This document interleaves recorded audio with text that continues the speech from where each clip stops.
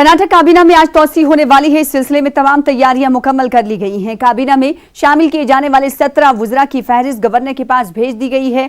वजीर आला येदियुरप्पा ने कहा कि काबीना में तौसी के बाद काबीना का खصوصी इजलास मुनक़िद होगा। इस हवाले से मजीद अपडेट भी हासिल करेंगे, अपने नुमाइंदे से भी जुड़ेंगे। फिलहाल आपको तस्वीरें दिखाएंगे। कर्नाटक काबीना में आज आपको बता दें कि तौसी होने वाली इस सिलसिले में तमाम तैयारियां मुकम्मल कर ली गई हैं। काबीना में शामिल किए जाने वाले वुज़रा की फहरिस्त को भी गवर्नर के पास रवाना कर दिया गया है, भेज दिया गया है। वजीर आला येदियुरप्पा ने कहा कि काबीना में तौसी के बाद काबीना का खصوصी इजलास भी मुनक़िद होगा। इस हवाले से मजीद अपडेट हासिल करेंगे। रुख करेंगे बेंगलुरु का। हमारे साथ हमारे नुमाइंदे रऊफ जुड़ रहे हैं। रऊफ, बताइएगा कि इस काबीना में तौसी में कौन कौन से ऐसे नाम हैं जो शामिल किए जा सकते हैं? जी देखिए, काबीना की फहरिस्त जो है वो गवर्नर को सौंपी गई है और कुछ ही देर में जो है नए वज़रा अपनी ओहदे का हलफ लेंगे। जैसा कि हम देखते हैं कि इस फहरिस्त में जो नाम हैं वो गोविंद कारजोल हैं, अश्वत्थ नारायण हैं, लक्ष्मण सऊदी हैं, के.एस. ईश्वरप्पा, आर अशोक, जगदीश शेट्टर, श्रीरामुलु, सुरेश कुमार, सोमनाथ, सीटी रवि, बसवराज बोम्माई, कोटा श्रीनिवास पूजारी, जेसी मधुस्वामी, चंद्रकांत गौड़ा, नागेश प्रभु चौहान और शशीला अन्ना साहेब, एक खातून भी जो है इस नई काबीना में शामिल है। तो कुल मिलाकर 17 अरकान जो है अपने ओहदे और राजदारी का हलफ काबीना वजीर की हैसियत से लेंगे। तो इस लिहाज से बहुत ही जिद्दोजहद के बाद, कश्मकश के बाद, यानी कि तकरीबन 20 दिनों के बाद जो है की काबीना बनने जा रही है। जैसा कि हमने देखा है कि येदियुरप्पा ने जो है पिछले माह ही जो है अपने ओहदे का हलफ लिया था वजीर आला की हैसियत से। तो इसके बाद नई टीम जो है आज काबीना की टीम जो है आज अपने ओहदे का हलफ लेने वाली है। और तो रऊफ, क्या इतनी देरी काबीना में तौसी को ये समझा जाए कि वो अपने लीडरान को मनाने में लगे हुए थे? क्या आगे चलकर ये मनाने और मनवाने की जो एक ट्रेंड चलता है पार्टियों में, नाराजगी दिखाई देती है, क्या उसका सामना बीजेपी भी करने वाली है कर्नाटक में?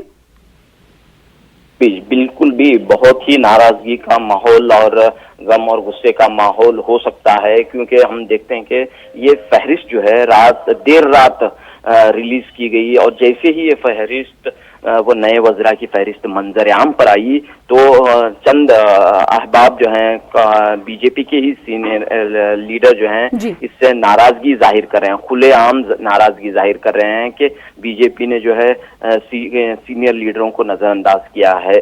और ये भी बात कही जा रही कि जो जात और पात का जो बैलेंस होना चाहिए वो नहीं हो पाया है। ये बात अभी से ही उठने लगी है। सोशल मीडिया में जो है मैसेजेस और इनके जो है गम और गुस्से का इजहार किया जा रहा है और खासतौर पर एक वाल्मीकि तबका है वो अपने गुस्से का इजहार कर रहा है। तो दूसरी तरफ हम देखते हैं कि इस पूरी काबीना में कहीं न कहीं येदियुरप्पा की हुकूमत ने क्या समाजी इंसाफ को भुला दिया है, ये सवाल उठ रहा है, क्योंकि यहाँ पर जो है अक़लियती नुमाइंदा कोई नहीं है।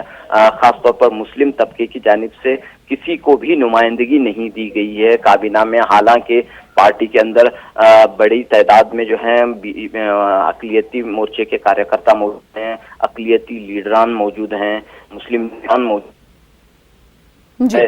बीजेपी की इस काबीना में समाजी इंसाफ को बाहर तोड़ा गया है, समाजी इंसाफ को खातिर में नहीं लाया जी।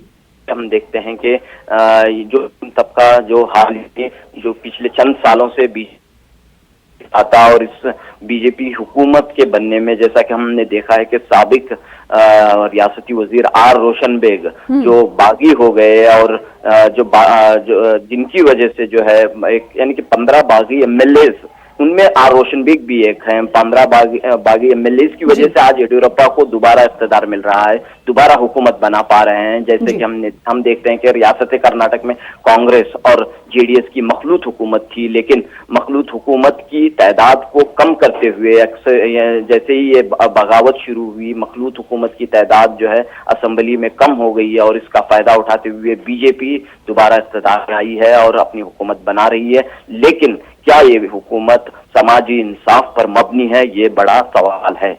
जाहिर सी बात है और इसीलिए बीजेपी को अपनों की नाराजगी का सामना है। अब देखना ये होगा कि आगे क्या ये नाराजगी बढ़ती हुई जाती है या फिर वक्त के साथ इस नाराजगी का खात्मा हो जाता है। बेहद शुक्रिया हमारे साथ रऊफ जुड़ने के लिए, इस हवाले से तफसील के साथ बातचीत करने के लिए। तो कर्नाटक की काबीना में आज तौसी होने वाली है, अब से कुछ देर बाद वुज़रा ओहदे और राजदारी का हलफ लेंगे। बेहद शुक्रिया रऊफ हमारे साथ जुड़ने के लिए, तफसीलात फराहम करने के लिए। फिलहाल आगे बढ़ेंगे, इस वक्त बड़ी खबर